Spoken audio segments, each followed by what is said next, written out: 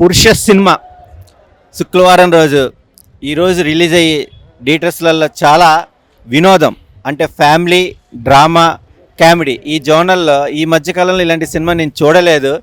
First half చూస్తుంటే కనుక ముగ్గురి కాంబినేషన్ చాలా బాగుంది. హీరోయిన్ పర్ఫార్మెన్స్ కూడా చాలా అద్భుతంగా ఉన్నాయి. న్యాచురల్ క్యారెక్టర్స్ మన ఇళ్లలో ఎలా చూస్తున్నామో సినిమాలో కూడా అలా చూస్తున్నాను ఫీల్ అయితే కనుక నాకైతే కలిగింది. డైరెక్టర్ గారు తీసుకున్న పాయింట్స్ కూడా చాలా సున్నితంగా హ్యాండిల్ చేశారు. సెకండ్ హాఫ్ అయితే కనుక ఎమోషనల్తో ఒక మంచి ఫీల్ గుడ్ మూవీ చూసాన్న ఫీలింగ్ అయితే నాకు వచ్చింది. ఈ సినిమా ఖచ్చితంగా ఫ్యామిలీతోనే వచ్చి చూడాలి. ఎందుకంటే దీంట్లోనే ఎలివేట్స్ అయితే కనుక సూపర్గా ఉన్నాయి.